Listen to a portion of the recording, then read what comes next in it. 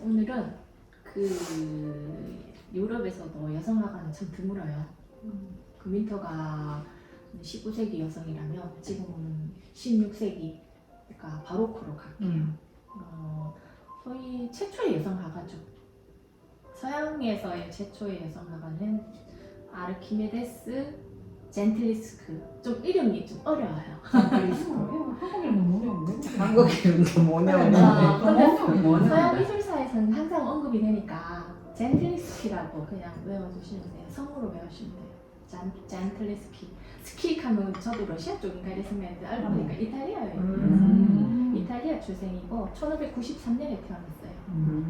그리고 죽은 연도는 이게 기록이 너무 오래다 보니까 1652년 하기도 하고 3년 하기도 하고 정확한 기록은 없어요. 그쯤에 이제 너무 오래됐으니까. 네네, 보통 르네상스 시기 그 정도의 기록이 정확하게 뭐 이렇게 나온 건 잘 없어요. 근데 그쯤으로 이제 기억해 주시면 돼요. 어쨌든 바로크 시대의 여성이라고 보시면 돼요.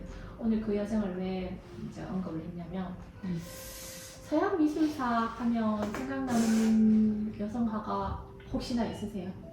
없어요. 그 여자. 프리다 칼러? 응. 맞아요. 프리다 칼러가 우리의 동양 쪽에서 아주 뭐 언급이 세게 돼 있다 보니까 나머지 여성은 뭐 다 묻혀 있죠. 실제로 손에 꼽을 정도이고 별로 없잖아. 없어요. 없어요. 진짜 프리다 없어요. 칼로가 그 여자예요? 그 초현실주의 멕시코 그 민족이 이렇게 막 그 남자 바람둥이 남자. 네네. 맞아. 그때 우리 한번 언급했었죠. 맞아요. 아, 잘 기억하시네. 갑자기 교통사고 끼어 비싸고 할 때. 맞아요. 몸이 정신다 맞아요. 부러졌었고 맞아요. 죽을 때도 평생 고통을 받으면서 남자같이 생겨도 괜찮네. 맞아요. 얼굴형은 일단 세게 생겼어요. 맞아. 그 여성 맞어요. 그 여성 맞고 나머지 여성들도 사실 언급하기가 참 그게 그러면 동양으로 넘어올게요. 뭐 다른 데 따질 필요도 없어요. 우리나라 감사합니다. 아우 짱 왜요? 최초의 여성 화가예요. 우리나라. 맞아요. 왜냐하면 기록에 의하면 다른 여성도 있는데 그 여성은 작품이 없기 때문에 최초의 여성 화가를 말할 수가 없어요. 그래서 심사임당이 최초의 여성 화가고 심사임당은 그야말로 한국화 여성 화가고 서양화 여성 화가라면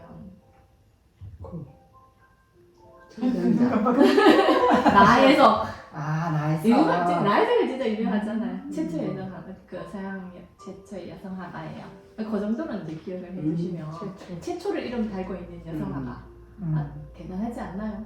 사실. 대단하지 그 시대에. 네, 진짜 대단해요. 심사임당이나 지금 젠틀리스키 같은 경우 이름을 알리는 여성 화가가 됐던 이유는 역시 아까도 말했듯이 부모가 좀 끼어 있어야 되겠죠. 심사임당의 아버지는 딸을 5명이나 낳았는데 심사임당이 너무 뛰어나고 하니까 공부를 일찍 시켰어요. 그림 공부도 다 많이 시켰고 아버지가 그 바로크 시대의 화가였어요. 카라바조의 친구라고 보시면 돼요. 친구 서로 친구니 카라바조는 아주 유명한 화가였으니까 바로크 시대의 문을 연 화가인데 거의 아주 유명한 화가였다고 생각하시면 돼요. 오라치오 젠틀리스키라고 아버지가 미리 화가를 하고 작업실을 가지고 있으니까 그 밑에 제자들이 많았고 어릴 때부터 이제 그 화실을 왔다 갔다 했겠죠. 접하면서 살았네. 네, 그래서 화가의 꿈을 꾸었고 아버지도 자식이 남동생도 있었지만 얘를 보니까 또랑또랑하고 그림도 너무 잘하는 거예요. 너무 천재적인 재질을 가지고 있으니까 이 사회에서 그 바로크 시대의 서양에서도 여성은 똑똑하지 못하고 창의적이지 못하다. 여성은 일단 남성보다 아래로 봤던 거죠. 특히나 화가로서 성장은 절대 개무시했던 시대였다고 보시면 돼요. 뭐 하다못해 화실 자체를 들어오지 못하게 했으니까. 그리고 남성 누드를 보면서 그림을 그려야 되는데 남성 누드 자체를 법적으로 못 보게 돼 있었어요. 근데 영화를 보면은 어떤 식이냐면 화실에 있는데 누드 그림을 그리는데 아버지조차도 젠틀리스키야 너는 이 누드를 보면 안 된다 그래요. 커튼을 착 쳐요. 얘는 너무 이제 모험적이고 강한 애다 보니까 이렇게 커튼 쳐진 그림자를 따라서 막 화를 내면서 그리는 그 한가지 열어가 보지. 일단은 너무 웃기는 사람이었어요. 그래. 그러니까 누드 자체를 못 보게 하니까 그림을 못 그리는 사람이었죠. 그 와중에도 아버지는 이제 그림을 가르쳐요.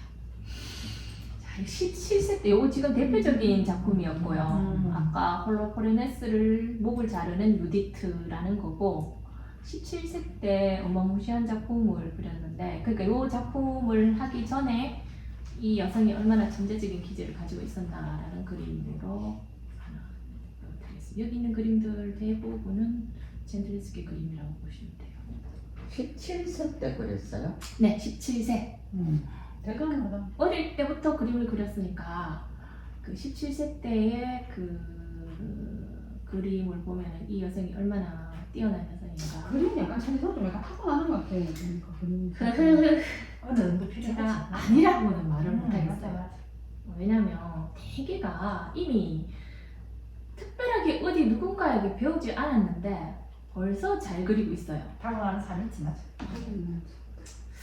제가 이제 감이 아니라고 말씀을 못 드리겠어요. 자체는 쪽이 자체가 다 약간 그쪽 유전적인 경향을 타고 나서 그 부모 밑에 또 영향을 입어서 또 유전자 무시 못하고. 네네네 무시 진짜 못합니다.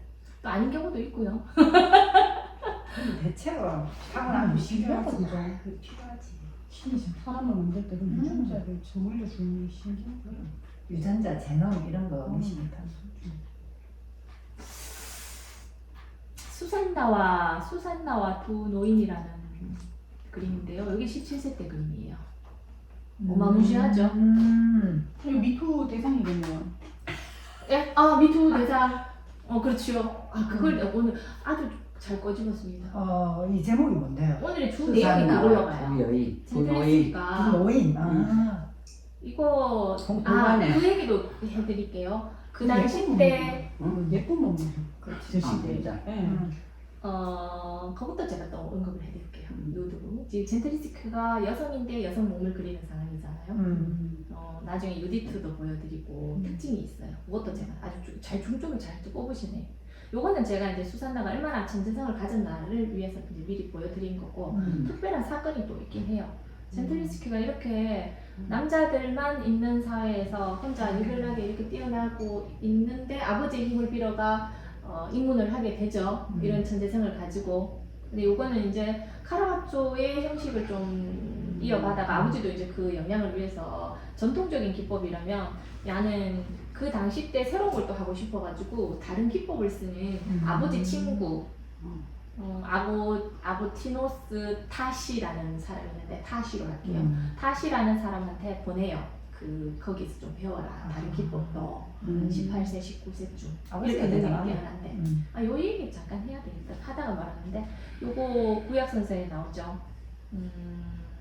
수산나라는 여성은 요아킴의 아내인데 요아킴은 아주 부자인 남자이고 그 사람이 생일 때 주변에 약간 좀 부유층인 장로라든지 이런 사람들 초대를 해요. 자기 집에. 근데 아내가 너무 예쁜 거예요. 이 두 늙은인데 이건 나중에 이제 검은색으로 머리를 입혀서 좀 젊게 나오는데 사실은 성격 내용은 늙은 사람이에요. 하는데 수사가 너무 예뻐서 목욕탕에 목욕하는. 네네 목욕한 장면 맞아요. 엿보고 있네. 그 너무 이제 얘네들이 눈독을 들이고 있었는 거예요. 그리고 왔다 갔다 하면서 수산나도 이제 정문에서 거닐다가 날이 더웠는지 목욕을 하게 돼요. 목욕을 하는데 이 두 장로가 쳐다보면서 욕정을 느꼈는지 이제 탐하려고 그래요. 이제 요건 설정이죠 그녀가 탐하려고 그러는데 수산나는 이제 안 된다라는 식으로 하고 얘들이 겁박을 해요. 너 그러면은 다른 남자랑 불륜을 저질렀다고 얘기할 거야? 왜냐 얘들이 특권층에 있다 보니까. 그래 다행히 이 여성이 싫다 하고 소리 질러서 이제 살아났죠. 일단 그걸 모면하고 있었는데 이 두 남자가 법정에서는 요아킴의 아내 수산나가 불륜을 저질렀다. 고의사실로 그가 잡혔는데 그 법정에서 처음에는 이제 그쪽으로 휘말려 갔지만 다니엘이라는 또 예수님의 어떤 정확한 용어는 제가 모르겠는데 나타나서 그게 거짓이라는 걸 증언을 해줘요. 그래서 이 두 사람이 이제 법정에 걸려 들어가는 거죠. 그런 장면인데 일단은 이 여성이 그런 욕정에 휘말린 두 노인을 싫어하고 거부하는 장면. 요 장면 요거는 이제 잘 기억을 해두세요. 근데 이런 여성이 거부하는 장면인데 다른 화가들이 이 장면을 설정했을 때는 수산나를 마치 너무 예쁘고 아름다운 여성인데 한국 파탈식으로 유혹하는 것처럼 그림을 그리는 거거든요. 이렇게 확실하게 거부하고 이런 식으로 그리질 않아요. 근데 젠틀레스키는 이런 식으로 아주 잘했어요. 설정 자체를 너무 잘한 거예요. 둘이 음모를 하는 것처럼 속닥속닥거리는 것도 너무 잘했고 일단은 이 대리석 표현이라든지 너무 뛰어난 표현을 했다라는 거. 17세 때 다른 걸 배우려고 타시라는 아버지 친구한테 가서 나는 17세 때 태어났었어야 되네. 전체형이면. 아름답네요. 지금은 꽉 말라 예쁘잖아요. 그렇지만 아름답습니다. 기준이 건강한 통통해야 돼. 네. 통통한 게 사실 그게 건강한 거. 네. 젠틀리스키 하면은 이거요. 홀로페르네스의 목을 자르는 유디트.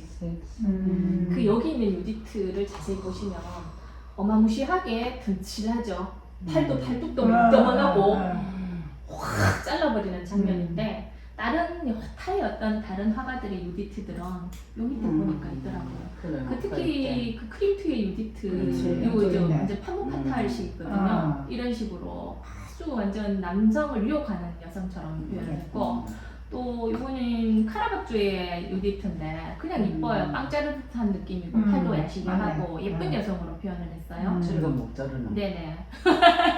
빵 자르는 듯 내가. 반전. 그러니까 그림 속에는 너무 여성이 예쁨으로 나온 거예요. 보티첼리 그 유디트도 너무 야시하고 예쁜 여성으로만 나오는데 특징이 이 젠틀리스키의 유디트는 처음에 머리 들고 있는 아무렇지도 않은 지금 백 들고 있는 것처럼.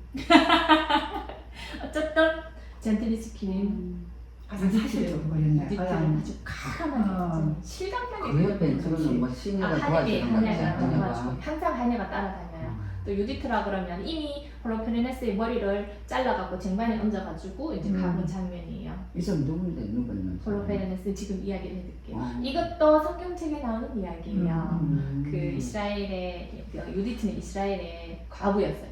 남편이 일찍 죽고 아름다운 과부였고 홀로페르네스라는 장군인데 아시리아의 장군이었어요. 이미 뭐 메소포타미아나 이집트를 장악하고 이슬람을 먹으러 온 상태였어요. 전쟁을 해가. 근데 완전 이긴 거나 마찬가지예요. 너무 강력했기 때문에. 근데 이스라엘에서 생각을 해낸 거죠. 우리나라의 농계 버전이라고 생각하시면 됩니다. 보통 군은 한 장군의 머리만 없어버리면 힘이 없어져요.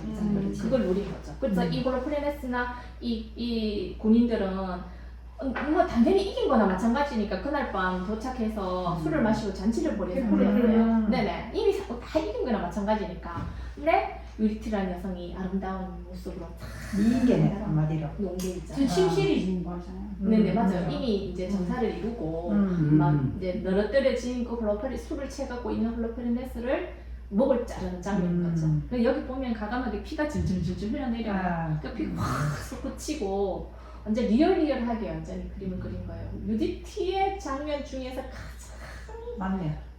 느낌이라고 보시면 돼요. 그리고 젠틀리스키 하면 이 장면의 그림만 생각하셔도 다른 걸 연타하게 생각하셔도 돼요. 그래. 이 그림을 그린 이유가 있습니다.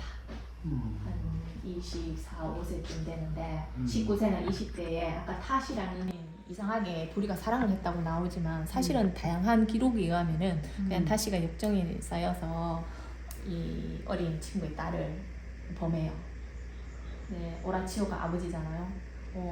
그 당시 딸의 처녀성은 아버지 재산이랑 마찬가지예요. 그러니까 그렇게 해놨으니까 너무나 속상하고 당연히 소송을 걸겠죠. 고소하고 법정에 서는 거예요. 이 여성은 사실 그렇게 돼버리면 이미 내가 처녀가 아니라는 걸 온 사방에 떠버리는 거 마찬가지인데 한번 이런 소송에서 너무 억울하기 때문에 재판을 건 거예요. 그거 모든 걸 감수하고 어린 나이에. 그 당시 때 재판이 너무 웃기는 게 피해자가 오히려 더 숨막히기 힘든 과정. 산파를 불러가지고 너가 처녀성이 있는지 없는지 확인하고 또 진실을 말하는지 안 하는지 이상한 그 도구가 있어요. 손가락 끼워가지고 막 찡겨요. 그러면 반복해가지고 진실을 얘기해야지만 증명이 되는 거였어요. 이상하게. 왜냐하면 너가 강간을 당했지만 그 전에 처녀가 아니었다면 쟤 뭐 줄 필요 있나 타시한테 이렇게 나오는 거예요. 환장하겠는가. 거의 7개월 정도의 재판 과정이 있어서 결국은 밝혀져가 타시가 2년 정도 형을 받았지만 그 와중에 다 채우지도 않고 1년형을 받았는데 그것도 또 교황의 또 측근이어가지고 반 정도밖에 안 살고 나왔다는 거. 근데 그런 대신에 보호를 위해서겠죠. 왜냐하면 그거 있으면 오만상 따면상 다 소문이 났으니까 제대로 살 수는 없고. 그래서 이 천재성을 발휘할 수도 없을 상황이 되어버려서 이제 피렌체에 갔는데 이 그림을 그리게 된 거예요. 다들 아시죠? 그 르네상스의 피렌체를 장악하고 있던 기족 가문 메디치가. 메디치가가 이 그림을 본 거예요. 화가는 지금도 그렇고 그 시절도 그렇고 후원자가 항상 있어야 되거든요. 사실 지금도 그래요. 지금도 솔직히 완전 유명한 그렇겠다 그죠? 살아남기 위해서는 누군가는 후원자 역할을 해줘야 되거든요. 뭐 고우 같은 경우 그 후원자가 동생이잖아요. 태워. 네, 태워죠. 그것처럼 누군가는 이 화가의 뒤에서 그 화가가 빛날 때까지는 후원해주는 사람이 있어야 돼요. 그러니까 이같이 젠틀리스크 같은 경우에는 훌쩍 떠버려버리고 사실 삼류 화가였던 남편도 기록에는 뭐 흐지부지 사라졌어요. 워낙 경제력도 없고 능력 없고 또 가정도 안 지키고 이러다 보니까 이름만 있을 뿐 정확하게 이 가정을 이끌었다는 기록은 없어요. 딸내미는 하나 낳았어요. 뭐 팔람인가 뭐 이름이 있지 기억이 안 나요. 팔람이. 네. 이름 좀 독특해서 좀 기억이 스쳐 지나가네요. 그리고 뭐 엄마한테 배웠다 하기도 하는데 그림이나 기록에 남겨진 건 없어요. 뭐 신사임당도 사실은 딸들 몇 명 있는데 그림을 배웠다 했지만 뭐 기록에 남겨진 건 없어요. 어쨌든 딸 놓고 뭐 해가지고 이제 정확한 가정은 지키고 있었는데 이 그림으로 이제 메디치가의 후원을 받게 돼요. 그래서 경제적인 것도 이제 인정받고 나머지 귀족들한테도 주문도 받고 피렌체 아카데미의 회원이 되기까지 해요. 그래가 우연찮게 아버지가 아라치오가 런던에 찰스 1세가 있을 때 왕권을 잡을 때 궁정화가가 돼요. 딸이 저러고 있으니까 불러와요. 그래서 런던에서도 이제 좀 활동을 해요. 그림도 그 런던에서도 남겨져 있고. 근데 아버지가 갑자기 돌아가셔요. 그래서 할 수 없이 다시 거기서 매년 좀 활동하다가 다시 피렌체에 오고 나중에 추후 사망은 나폴리에서 사망을 했다고 기록이 돼 있어요. 어쨌든 이 여성은 남성 못지 않는 훌륭한 그림들을 남겼다는 거.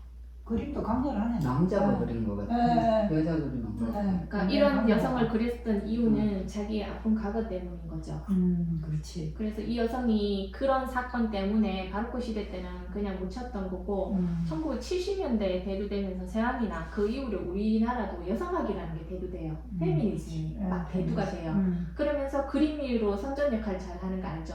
그래서 이 아르키메데스 젠틀리스키가 다시 부각이 돼요. 그 지금은 또 그림도 인정을 받게 되고 서양의 최초의 여성 화가라는 이 타이틀도 달게 돼요. 필요해요 사실은. 남성이 장악했던 이 미술계에 여성이 등장하게 됐던 거지. 분위기가 되게 강렬하다. 너무너무 강렬해요. 그죠? 예. 다른 것도 이거는 이제 살로메라는 작품인데 살로메도 성경 내용이죠. 이 여성이 사실 살로메는 파무 파탈로 아름답고 야시하고 막 너무 예쁘게 나와요. 그 헤롯 왕이 등장하는데 헤롯 왕 그 생일 잔치에 아주 유혹하는 듯한 춤을 추어요. 그래서 헤롯 왕이 그 딸이죠, 어유 딸이죠. 딸한테 이제 혹해가지고 내 소원을 다 들어주겠다 했는데 이제 그 당시 세례자 요한이 헤롯 왕이나 헤로디아 이제 딸의 아내죠. 아내한테 밉상이 보여가지고 감옥에 있는 상태라 이제 그 목을 달라고 한 거예요. 근데 다른 데에서는 이 살로메가 요한의 목을 치기 위해서 직접적으로 했다 하지만 사실은 기록은 헤로디아 즉 엄마가 왜 요한을 싫어했냐면 요한은 정의를 구원하는 사람인데 헤롯한테 가는 거야. 너 왕인데 너 왜 자꾸 제수지랑 결혼을 하느냐. 사실은 헤로디아가 동생 아내였거든요. 동생이 죽고 헤로디아는 또 이제 자기가 살아나기 위해서 왕이었던 그 형이었던 헤롯이랑 결혼을 하게 되거든요. 그러니까 요한이 보니까 말도 안 되는 얘기인 거예요. 자꾸 반대를 하니까 헤로디아는 요한이 거슬리는 거예요. 어쨌든지 죽이고 싶었던 건데 상황이 딱 된 거예요. 잔칫날 뭐 헤롯이 얼굴딸을 보고 해롱해롱 하는 거예요. 그러니까 그 남성이 쳐다보는 그 여성의 시각 이거를 지금 맨날 꼬집거든요. 주제가 아까 수산나도 그렇고 그 주제로 계속 가는 거예요. 젠틀레스키는. 그래서 이 헤로디아가 살로메한테 살짝 얘기하는 거예요. 살로메야, 너 요 한목을 달라 그래. 사실은 살로메는 그런 생각이 없었거든. 음. 근데 다른 데서는 이 헤로데의 엄마는 언급되지 않고 다 이제 파무카탈의 어떤 살로메의 모습을 쫙 등장시켜서 지금에 와서는 살로메가 그렇게 변해버린 거예요. 실제적인 내용은 헤로디아의 엄마가 뒤에가 있었는데 근데 보통 이제 살로메가 쟁반에 항상 요한의 머리를 이렇게 잘라가지고 들고 있는 장면이 그런 그래서 주여자가 살롱이. 네. 근데 살로메 절대 안 그렇죠. 살롱이 어우 한발도 하시네. 살롱이 엄마 같다. 그렇죠. 야구 비싸다. 제트리스키의 에휴, 특징인 거예요. 어. 나중에 이제 또 뭐 다른 그림들 기회가 되면 왜냐면 주제가 항상 반복되니까 서양에서는 저분도 여성 남성 같다. 그쵸. 절대로 이 살로메가 이렇게 안 나와요. 그러니까 제트리스키한테만 살로메가 이렇게 나오는 거예요. 팔도가 이따만 하고 막 우람하고 있잖아요. 그러니까 페미니즘 이거 상상해서 그린 거예요? 그쵸? 아, 뭘 보고 그린 건 아니고. 근데 저 근데 뒤에 있는 저 남자가 꼭 카메라를 막 아니 그리는 사람 의식하는 것처럼 일러좀 쳐다보고 있어요. 지금 네. 근데 하마들은 그 당시 때 다 모델이 있었어요, 사실은. 이런 포즈를 취해라, 저런 포즈를 취해라. 보고 오는 거예요. 근데 모델이 따로 있는 보고 거죠. 그린 것 같은 느낌. 그래야 이제 뭐 저 남자의 그게 시선이 되지. 항상 또 인물을 그릴 때는 끊임없이 그래. 연습을 하니까 그 연습의 모델을 또 이제 딱 겹치는 거죠. 뭐 모델을 쓸 수 없는 상황 같으면은 자기 자화상을 굉장히 많이 그려요. 렘브란트, 보흐가 그 대표적인 화가죠. 그들이 이 자화상을 많이 그렸던 이유가 모델을 구할 수 없었던 거죠. 인물을 그려야 되고 특히 보흐 같은 경우에는 더 했죠. 오늘은 다른 작품들도 많지만 그쵸? 우리 유대인 남자들은 다 저래요. 멋있어요. 소유머리 뭐 있고. 소리가 요한이 좀 머리 비슷하게 길어. 보이니까. 네네네. 맞습니다. 우리 고정관념 참 무섭습니다. 머리 짧게 해가지고 수염 없으면 예수님이랑 같지 않죠. 그래서 다른 여타의 작품들도 많지만 오늘은 하나만 기억해 놓으세요. 홀로페르네스 목을 자르는 유디트, 젠틀리스크. 젠틀리스크 여성 최초 여성 화가지만 또 그런 어떤 강력한 사건들이 있었기 때문에 기억하기도 좋았을 거예요. 그 작품이 제일 강렬하네. 그리고 여성이 여리여리해야 된다는 그런 고정관념을 요 시대 때 남성들은 전부 다 아주 왜냐면 여성의 나체는 신을 표현해야 비너스 되거든요. 같은 여성만 비너스죠. 생각하잖아. 신으로 여성을 표현해야 되기 때문에 그 여신이 이 우락부락하고 뭐 이상하게 생기면 안 되잖아요. 그러니까. 다 비율이 잘 맞고. 근데 여자들은 알잖아. 그렇지 않다는 거. 네, 실제로 여자는 뭐 엉덩이 이만할 수도 있고 그래, 머리 많이 여자들은 우리 다 살이 알고 쭉 있는데 늘어지고. 남자들은 항상 이렇게 했는데 젠틀리스키가 자기가 여성이니까 자기 여성을 리얼리얼하게 하게 된 그러니까 거예요. 왜 여성이 꼭 비너스여야 되냐? 아니 그 양계 어제 양계 얘기해서 이거는 자화상이에요. 좀 특이하지 않나요? 왜냐면 되게 바로크나 이 왕조 기조 자화상 요 시대 때는 다 정면이나 45도 각도예요. 딱 요래 자세예요. 근데 젠틀리스키 봐요. 역동적이에요. 왜 사선 통통하네. 앞치 그리 모습이야. 젠틀리스키도 맞아요. 내가 화가라는 거예요. 통통하네. 화가의 지위를 높이기 위해서 여기 자세히 보면은 약간 금목걸이처럼 이렇게 걸고 있어요 하나가. 그러니까 화가라는 이 자체가 나는 굉장히 자부심이 강하다는 굉장히 새로운 여성인 거죠. 이게 마음에 드네 이 그림이. 네네. 절대로 자화상을 이렇게 그리진 않아요. 그렇지. 새로 진짜 획기적인 시도였거든요. 네, 모나리자 생각해 보시면 아실 거예요. 다 그런 식으로 그런 버전으로 갔어요.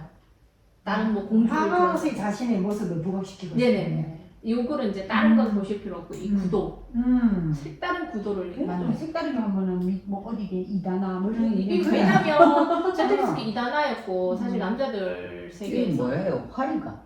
루트라든지 뭐 이런 악기 같은 거 악기예요? 저도 확실하게 모르는데 그 당시 봤을 땐 활처럼 보이긴 활가보다 하는데 누구 쏠 거겠다. 네, 아주 강력한 여성처럼 보이죠. 그래서 이 여성이 그 당시 때 아주 새로움을 시도했던 여성, 공공심이 강했고 17세기.